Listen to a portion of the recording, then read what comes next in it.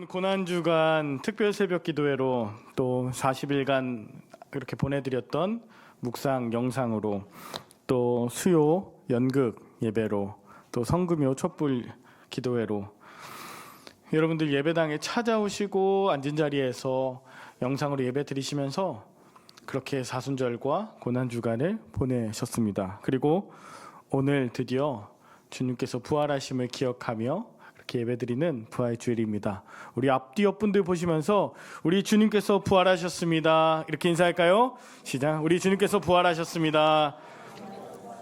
우리 주님께서 부활하신 것은 역사적 사실이고 이것은 진실일 뿐만 아니라 그럼으로 인해서 저와 여러분들도 부활하게 될 것입니다. 우리 다시 한번 우리 앞뒤 옆분들 다시 한번 보시면서 우리 함께 부활합시다. 시작. 우리 함께 부활합시다. 아멘.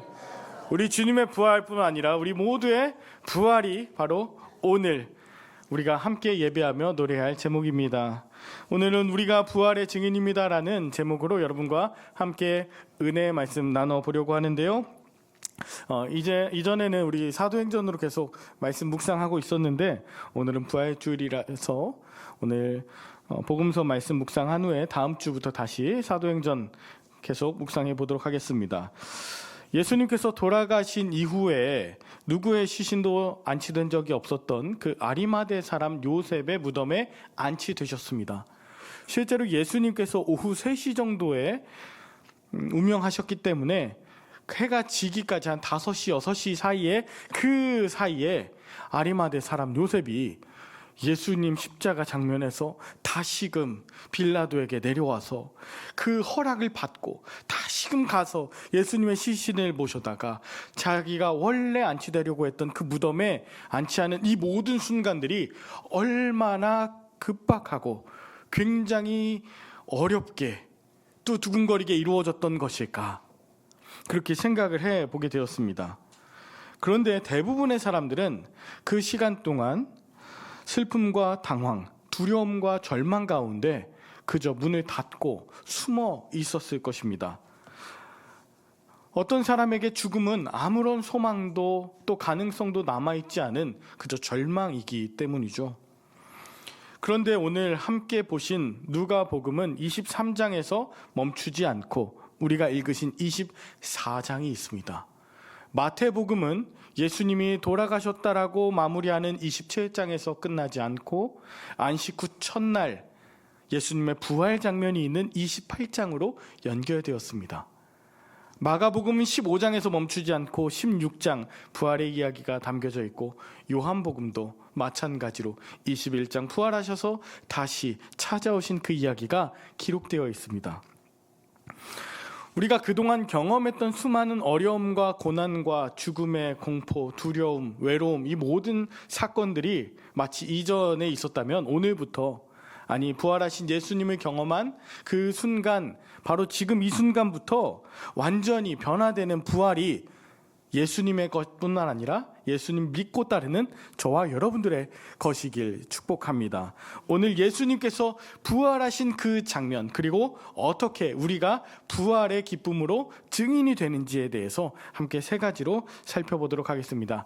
자, 첫 번째는 무덤으로 발걸음을 옮기라입니다. 오늘 본문 1절을 보니까 안식 후 첫날 새벽에 이 여자들이 그 준비한 향품을 가지고 무덤에 갔다고 합니다. 안식 후 첫날이 되었습니다. 새벽에, 즉 이른 아침에 약 새벽 3시에서 6시 사이에 그때 여자들이 그 준비한 향품을 가지고 무덤에 갔다고 하는데요. 예수님께서 금요일 오후에 이제 운명하셨기 때문에 우리가 통상 부르는 금요일 저녁부터 토요일 저녁까지 이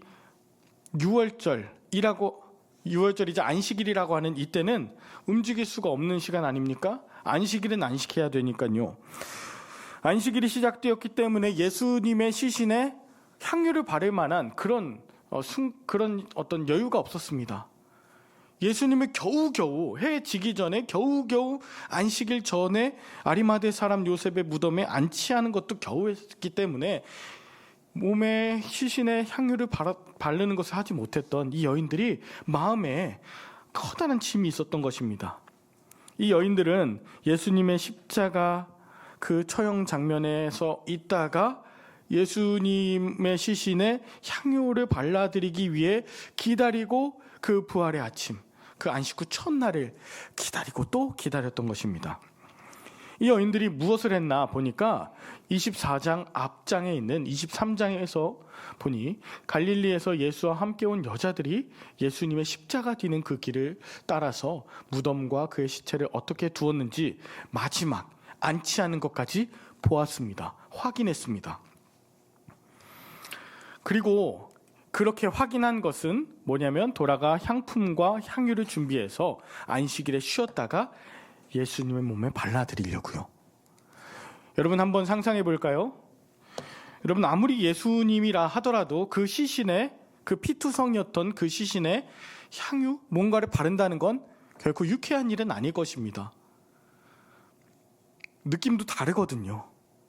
여러분 그 부모님이나 아니면 사랑하는 가족들 그렇게 장례 중에 이제 마지막으로 입관하기 전에 여러분들 그런 경험들이 있으실 겁니다. 마지막으로 만져보거나 로션을 발라드리거나 하는 일들이 있으셨을 것입니다. 결코 유쾌한 경험은 아닙니다. 지금은 이제 그런 냉동에 이렇게 모시기도 하지만 지금은 그런 것도 아니지 않습니까? 벌써 3일이나 지났습니다. 그런데 이 여인들은 가는 거예요. 향유와 향품을 가지고 갑니다. 사실 시신의 손에 대는 것 자체가 율법으로 부정하게 여겼던 것인데 그 율법도 뒤로 하며 나아갑니다. 그리고 실제로 이 두려움과 그것을 가로막고 있는 그 예수님의 무덤 가운데 가지 못하도록 막고 있는 가장 큰 현실적인 것이 문제가 있었는데 그것이 무엇인지 혹시 여러분 예상해 보실 수 있겠습니까? 그 무덤에 가서 마지막 예수님 모시는 것을 봤습니다. 그리고 거기에 오늘 본문에는 강조되어 있지 않지만 큰 돌로 막혀져 있던 것도 보았습니다. 그렇다면 예수님의 무덤으로 발걸음을 옮기는 이 여인들의 걸음은 확신과 소망과 부활 이런 것이 아니라 실제로 어떻게 보면 마음에 여전히 돌이 있으면 어떡하지? 그곳에 훈련받은 로마 병사들이 있으면 어떡하지?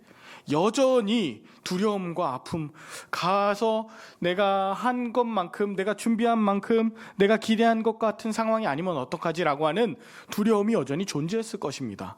그럼에도 불구하고 가는 것입니다. 누가 갔냐면 본문 10절에 보니까 막달라 마리아와 요한나와 야고보의 모친 마리아라 합니다.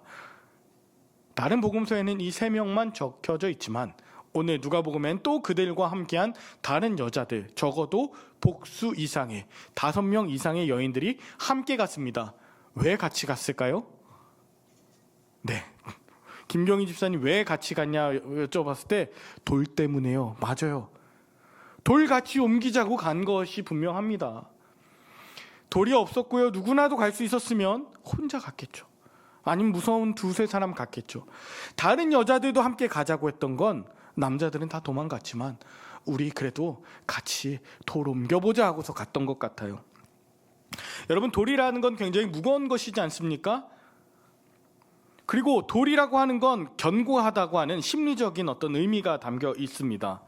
그래서 돌이 예수님의 무덤을 가로막고 있는 것이 아니라 심리적인 그 무거움들이 안 될 거라고 생각하는 그 절망감과 스스로 생각하는 그 어떤 부담감이 예수님의 무덤을 가로막고 있고 나아가지 못하게 하는 것은 아닌가라고 생각을 해보게 됩니다. 우리들도 살아가면서 그런 예수님 앞에 나아가는데 주저하게 만드는 그런 다양한 돌을 발견합니다. 권력이라는 돌을 마주합니다. 걱정과 염려라고 하는 과거의 트라우마라고 하는 그리고 사람들이 세워놓은 율법이라고 하는 그런 돌을 봅니다. 우리 믿는 사람들도 마찬가지입니다. 우리 앞에 큰 돌이 있어서 예수님께 나아가서 그렇게 바르고자 했던 그 열정과 그 마음들을 쉽게 놓아버리곤 합니다. 주님, 못 나갈 것 같습니다.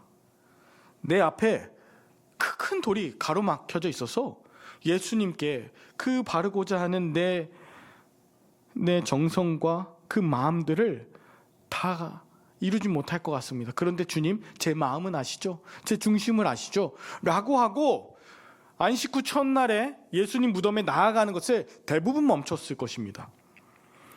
주님, 돌 때문에, 또 임봉 때문에, 군대 때문에 못 나갑니다.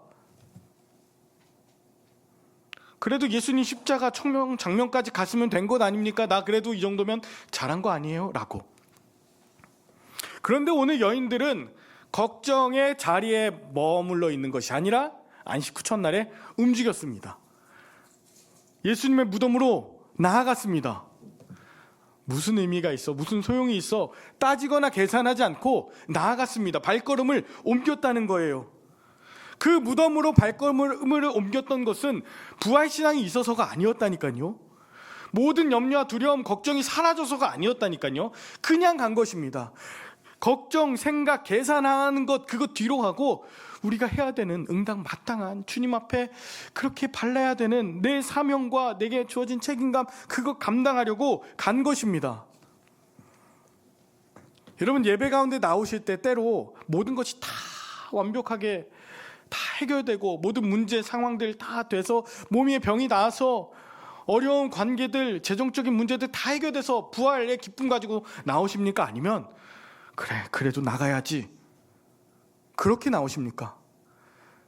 상황은 해결되지 않았다니까요. 돌이 그대로 막고 있는 것 같아요. 그런데 물리적인 돌이 아니라 내 심리적으로 막고 있는 커다란 돌, 그것이 있음에도 불구하고 나옵니다. 그런데 나왔을 때 무엇을 느끼십니까? 오늘 본문 2절입니다. 돌이 무덤에서 굴려 옮겨진 것을 보게 됩니다. 어떻게든 해보려고 몇몇 사람들 같이 왔는데 그것보다 같이 왔더니 그곳에서 역사가 일어납니다. 굴려 돌 옮겨졌대요. 누가 했을까요? 모릅니다. 우리는 하나님께서 하셨지, 천사가 했겠지 라고 생각할 수 있지만 누가 했는지 모릅니다. 여러분, 내가 모르는 사이에, 내가 잠들어 있는 사이에 일하시는 하나님, 생각지도 못하고 계획하지도 않았던 일들을 하나님께서 굴려놓으신 경험들을 얼마나 많이 합니까? 나는 그저 주님 앞에 나와왔을 뿐인데, 혼자가 좀 무서워서 같이 가자고 해서 왔을 뿐인데 발걸음을 옮겼더니 주님께서 어떻게 된지 모르겠지만 돌을 굴려 옮겨 놓으신 것을 보게 되는 것입니다.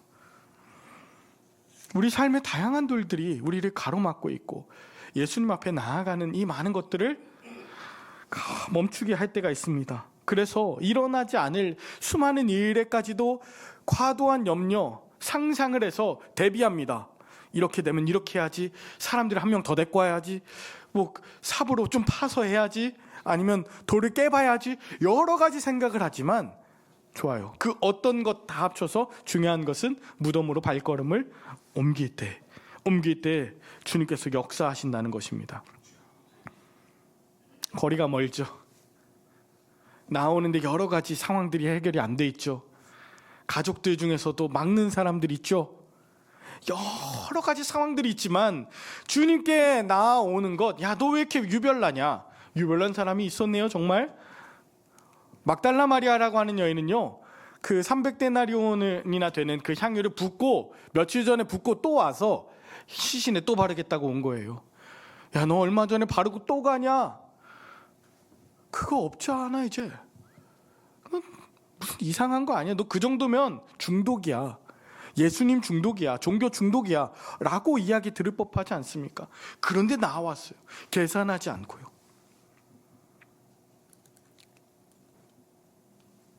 예수님이 너무 사랑했기 때문에, 내가 할 수 있는 건 그것밖에 없다고 여겼기 때문에. 여러분, 유력한 자들, 성경을 많이 아는 자들, 예수님을 오래 알고 믿었던 자들이 무덤으로 발걸음을 옮기는 것이 아닙니다. 예수님을 사랑한 자들, 그리고 여전히 두렵고 떨리지만 나에게 하셨던 그 말씀과 그 사랑을 기억하는 자들, 그 사람들이 무덤으로 발걸음을 옮길 때 부활의 기쁨, 그 선물을 받게 되는 것입니다. 오늘 주님 앞에 무덤에 그 발걸음을 옮긴 여러분들 한 분 한 분들에게 오늘 해결되지 않았던, 또 기도하고 있었던 그 슬픔의 눈물들이 바뀌어서 부활의 생명수가 되길 간절히 축복합니다. 두 번째 우리가 기억해야 될 것은 말씀입니다. 말씀을 기억하라. 오늘 두 여인들이 무덤에 들어가니 예수의 시체가 보이지 않았습니다. 이로 인하여 근심할 때 문득 찬란한 옷을 입은 두 사람이 곁에 섰습니다. 예수님이 계셔야 되는데 계셔야 할 예수님은 보이지 않고 상상하지도 못했던 없어야 되는 두 사람이 곁에 섰습니다. 그래서 근심했죠. 근심했다는 것은 어찌할 줄 몰라서 당황했다는 것입니다. 이게 무슨 일이지? 그리고 빈 무덤을 보았습니다. 너무나 당황스럽고 속상하고 두렵고 내가 가지고 온 모든 이 모든 준비가 다 헛것인가 라고 허무할 수도 있습니다. 난 이걸 꼭 바르고 가야 돼. 저 두 사람한테라도 바를까? 바르는 것이 목적이 된 사람은 그럴 수 있죠. 그런데 문제는 근심하게 되었다는 것이에요. 여러분, 주님 앞에 나왔는데 여전히 근심하는 마음, 해결되지 않는 상황 중에 우리가 해야 되는 것은 두 번째 아까 무엇이었습니까? 말씀을 기억하는 것입니다. 5절부터 7절에 보니까 여자들이 두려워서 얼굴을 땅에 대었습니다. 그때 두 사람이 이르되 어찌하여 살아있는 자를 죽은 자 가운데서 찾느냐 하면서 예수님이 여기 계시지 않고 살아나셨다고 갈릴리에 계실 때에 너희에게 어떻게 말씀하셨는지 기억하라고 합니다. 예수님의 말씀을 기억하라고 말하면서 그 뭐라고 하셨냐면 예수님은 이미 인자가 죄인의 손에 넘겨져 십자가에 못 박히고 제3일에 다시 살아날 것을 말씀하시지 않았느냐, 이것을 기억해라 라고 하는 것입니다. 기억하라고 하는 것은 되새기고 떠올리는 것입니다. 그런데 오늘 성경을 보니까 이 기억하라는 것에 대한 의미가 조금 다릅니다. 단순하게 되새기고 떠올리는 것만 의미하는 것이 아니라 여전히 빈 무덤이고 상상하지 못할 그런 혼란과 고통과 아픔이 여전히 산재해 있을 때 말씀을 기억한다는 것은 이것입니다. 성경에서 창세기 8장입니다. 하나님이 기억하신 것은 무엇이냐면 하나님이 노아와 그와 함께 있는 방주에 있는 모든 들짐승과 가축을 기억하사, 기억하시는 건 그냥 되새겼다는 것이 아니라 바람을 불게 하셔서 물이 줄어들게 하셔서 그 마른 땅을 만드시는 것, 그것을 기억한다. 사람을 기억하고 그래서 행하실 때 기억하다라는 것을 씁니다. 하나님이 라헬을 생각하신지라, 이것도 기억하라고 하는 단어인데요. 뭐냐면 라헬을 기억하신지라, 그래서 라헬의 태를 여셔서 요셉을 낳게 하셨다는 거예요. 기억한다는 것은 생각이 아닙니다. 생각으로 끝나는 것이 아니라 행동으로 이어지는 것입니다. 자, 신명기 5장 15절에도 너는 기억해라. 뭘 기억하냐면 안식일을 지킬 것을 기억해라. 하나님께서 출애굽시키신 것을 기억해라. 그리고 안식일을 지켜라. 기억한다는 것은 하나님의 뜻을 이루는 것을 말하는 것입니다. 오늘 이따가 우리가 성만찬을 하겠지만 축사하시고 떼어 이르시되 이것은 너희를 위하는 내 몸이니 이것을 행하여 나를 기념하라. 이것 또한 밈네스코라고 하는 기억하라는 것입니다. 이건 뭐냐면 예수님의 살아 생전에 하셨던 그 나눠주시고 살리셨던 것을 생각만 해라가 아니라 그것을 먹고 지켜라, 행해라. 그러니까 기억하라는 것은 생각에 어떤 내 마음에만 머무는 것이 아니라 실천함과 생각으로 이어지는 것입니다. 너 이거 기억할 수 있겠니? 네. 그러고 보니 누가복음 전체에서만 보니까 예수님이 반드시 죽임을 당하지만 제3일에 살아날 것, 즉 부활에 대해서 이미 누가복음 9장 22절에 말씀하셨고 9장 44절에도 장차 사람들의 손에 넘겨지겠지만 17장 25절에 이 세대에게 다 버림바 되겠지만 18장 32절 33절에 보니까 다 침뱉고 나를 능욕하겠지만 채찍질하고 나를 죽일 것이나 뭐래요? 그는 3일 만에 살아날 것이야. 이 말씀을 기억할 수 있겠니? 다시요. 예수님이 다시 사신대요. 이거 기억하는 건 우리가 기존에 알고 있던 리멤버예요. 그런데 주님께서 이것을 기억하라, 천사들을 통해서 기억하라 하시는 것은 너희도 예수님의 이 살아나심 따라 부활할 수 있겠니? 이전과 다른 삶을 살아갈 수 있겠니? 그렇게 도전하시는 것이죠. 예수님께서 죽으셨다가 3일 만에 다시 살아나심과 같이 너희도 이것을 기억하고 그렇게 살아가라. 이 부활하라고 하는 나에게 명령이라고 하는 이 기억, 이것은 현재적 고난을 이기게 합니다. 완전히 뒤집어 놓습니다. 그곳이 더 이상 빈 무덤이 아니라 예수님의 간증, 예수님이 살아나신 그 놀라운 부활의 터가 되는 것이죠. 이 말씀을 기억하는 자는 고난의 삶이 이미 부활의 간증터가 되어서 사순절과 고난주간에 이미 주님과 함께 하는 그런 사람이 되어 갑니다.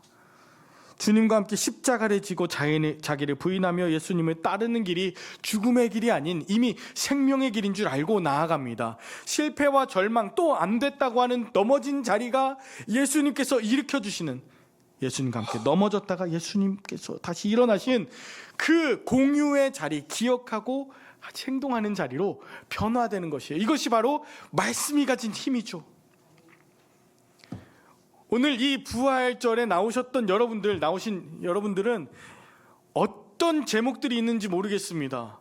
아까 당황한 것처럼, 여인들처럼 힘겹고 이루어지지 않은 많은 어려움과 그 모든 해결되지 않았던 그 모든 문제거리가 이제 달라진, 부활의 시각으로 달라진 모습으로 이미 이루신 그 부활의 능력으로 변화된 줄로 믿습니다. 여러분, 이미 주님께서 부활하신 이 생명을 저와 여러분들에게 주셨습니다. 그래서 이제는 문제가 해결된 것과 되지 않은 것과 상관없이 주님과 함께 사는 것, 이것이 말씀을 기억하는 자의 모습입니다.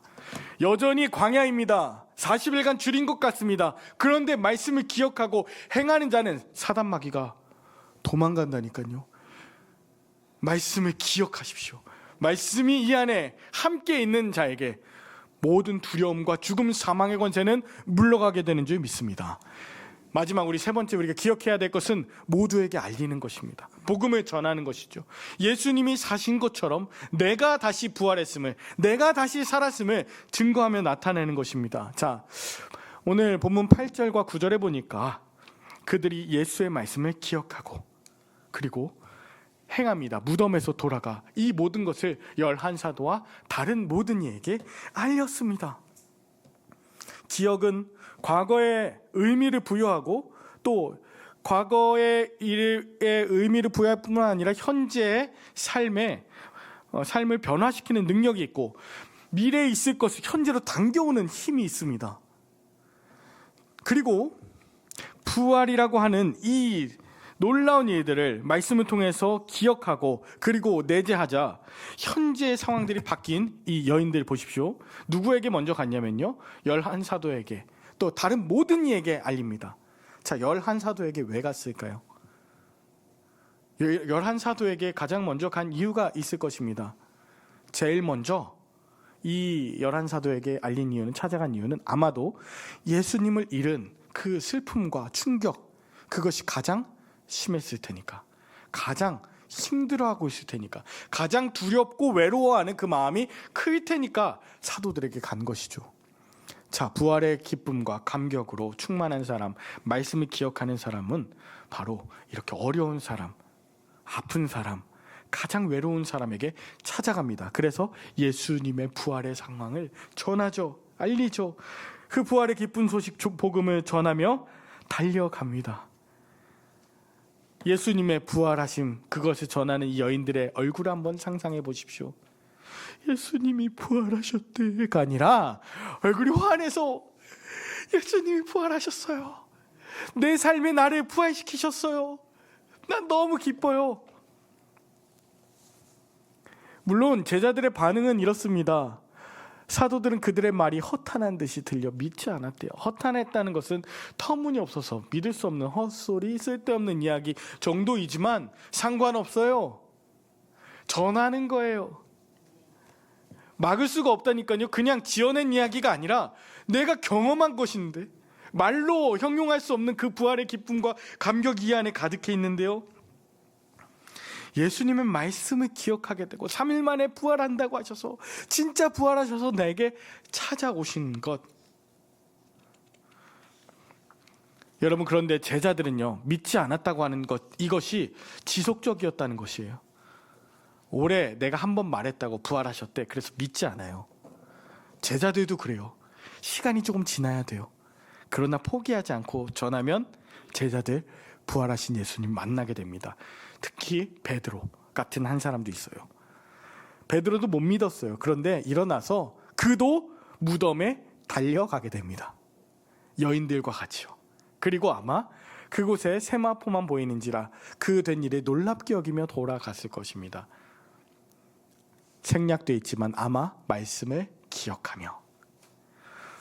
부활의 기쁨을 전하는 일은 또 다른 누군가를 부활하게 하는 능력이 있습니다. 예수님의 부활에서 끝나지 않고 여러분의 부활이 됩니다.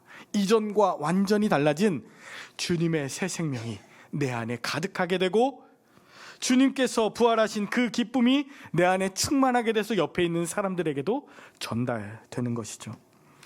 사랑하는 여러분, 우리가 때를 얻든지 못 얻든지 이 복음을 전하는 부활의 증인들 되시길 축복합니다.